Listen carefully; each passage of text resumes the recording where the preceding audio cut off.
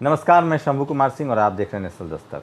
Crime का एक पहला नियम है कि अगर कोई घटना होती है या कोई अपराध होता है तो ये देखा जाता है कि इस अपराध से किसको फ़ायदा है और उसको सस्पेक्ट माना जाता है।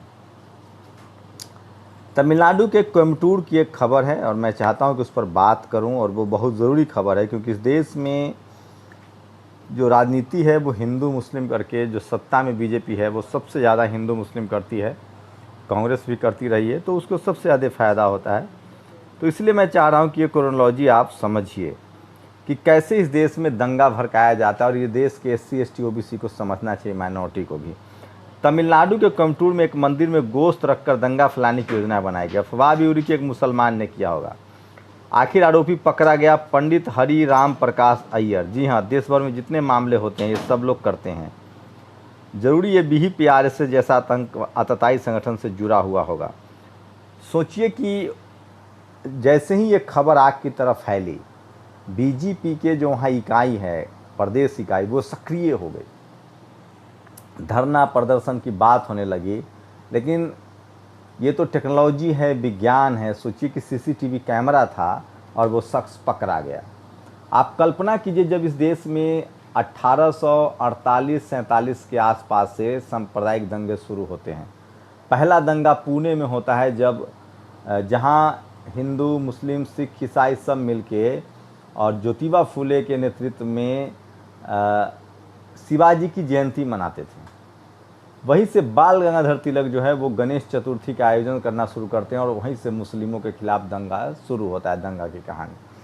आज ये स्थिति है कि देश में कहीं भी चुनाव हो तो दो चीज़ें ज़रूर होती है। एक तो हिंदू मुस्लिम दंगा होना शुरू हो जाता है, और दूसरा बॉर्डर पर तनाव बढ़ जाता है, जवानों की हत्या शुरू हो जाती है, इन्फिल्ट्रेशन शुरू हो जाता है, घुसपैठ शुरू हो जाता है। अब चूँकि बिहार में चुनाव है, तैयारी शुरू हो चुकी है, तो अभी चीन और नेपाल का इन्फिल्ट्रेशन शुरू हो चुका है और कोयम्बटूर में दंगे की कोशिश की गई है। तो आप समझिए कि किस तरह के खेल चलता है, और आपको समझना पड़ेगा कि इन दंगों से किसको फ़ायदा होता है। आप समझिए कि अगर वो CCTV फुटेज नहीं होता तो तमिलनाडु में दंगा फैल गया होता, और न जाने कितने दंगे हुए। गोधरा दंगा, पहले दंगा का स्वरूप देखिएगा। पहले कहीं ना कहीं हर दंगे में आप देखिएगा, पहले मुसलमान की गलती निकाली जाती है और उसके बाद लोग टूट पड़ते हैं। गोधरा दंगा, भागलपुर दंगा, जहाँ भी हो, पहले एक मुसलमान की गलती निकाली जाएगी और उसके बाद उस पर टूट पड़ा जाता है। तो मुसलमान गलती करे या गलती न करे तो गलती कराया जाता है, या गलती कराने की साजिश रची जाती है।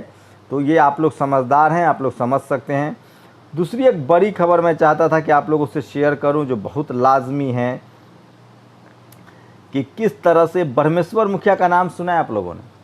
वो भूमिहार जाति के थे और दिलीप मंडल ने उस पर एक पोस्ट लिखा है कि दरअसल ब्रह्मेश्वर मुखिया जी के शहीद दिवस पर उन्हें कोटि कोटि नमन। गिरिराज सिंह जो केंद्रीय मंत्री, उन्होंने कहा था। उसके बाद लिखा है, सैकड़ों गरीब दलित पिछड़ों मुसलमानों की हत्या के लिए जिम्मेदार बिहार के सबसे खूंखार जातीय गिरोह रणवीर सेना के कमांडर को भारत सरकार के कैबिनेट मंत्री का नमन। BJP की राजनीति नरकुंड में महायोग में तब्दील हो गई है। तो सोचिए कि क्या SC ST OBC माइनॉरिटी कोई ऐसा हिम्मत दिखा सकता है, लेकिन ये करते हैं। आगे दिलीप मंडल लिखते हैं, भूमिहार जाति में सहजानंद सरस्वती जैसे अच्छे लोग भी हुए हैं आप, लेकिन आप अपने समाज के सबसे बुरे प्रतीक को महिमामंडित कर रहे हैं। आपको ये ट्वीट डिलीट कर देना चाहिए। आप देश के मंत्री हैं, पद की गरिमा के अनुसार आचरण करें। ये दिलीप मंडल ने कहा है। प्रशांत कनौजिया लिखते हैं उसके बाद कि ब्रह्मेश्वर मुखिया वो आतंकवादी सरगना था जिसने बिहार के अंदर हजारों दलितों पिछड़ों का नरसंहार किया। सलाम है उस क्रांतिकारी को जिसने उसके आतंक को ख़त्म किया। बाद में वो काउंटर करते हैं इस चीज़ को। तो सोचिए कि किस तरह के हालात हैं इस देश में। केंद्रीय मंत्री जो है किस तरह से लिखते हैं।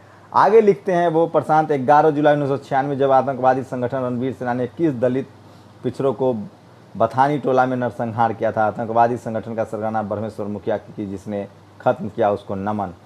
तो सोचिए, ऐसे शख्स को जो जेल की सज़ा काट चुके हैं, जो कोई प्रतिशोध भी नहीं था। आप फूलन देवी से भी नहीं जोड़ सकते हैं। फूलन देवी के साथ भयानक हादसा हुआ था, रेप किया गया था, उनका सामूहिक रेप हुआ था। तो इस तरह की चीज़ें हैं। और एक ट्विटर पर जो आप लोग लगातार देखते होंगे कि ट्रेंड हो रहा था एक वीडियो, और जिस तरह से वो सनातन कुमार महतो नाम है उनका, धनबाद के रहने वाले हैं, अपनी बहन के साथ डांस करते थे, बड़ा वीडियो वायरल हुआ था। उसके बाद उनको जिस तरह से कमेंट लिखा है, उन्होंने अपना वीडियो बना के इसको जारी किया है। तो ये टैलेंट है बहुजन समाज का। लेकिन इस देश में किस तरह दिमाग लोगों का सड़ा हुआ है, सोचिए। कोई अपनी बहन के साथ डांस करता है तो किस तरह की चीज़ें की जाती है। यार गांव वाले की सोच ये रहती कहाँ यार, कोई यदि लड़की डांस कर दे तो इतना कमेंट, इतना खराब खराब कमेंट किया जाता है यार। थोड़ा थिंग्स चेंज करो यार, दुनिया कहाँ से कहाँ पहुंच गई। मेरे साथ मेरी सिस्टर डांस करती तो उसमें भी ऐसे कमेंट।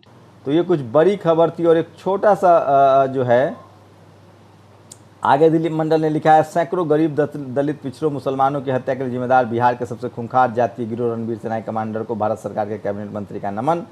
तो ये तस्वीरें हैं लगातार। और एक सबसे ज़्यादा सोशल मीडिया पर 2 पोस्ट वायरल हो रहा है।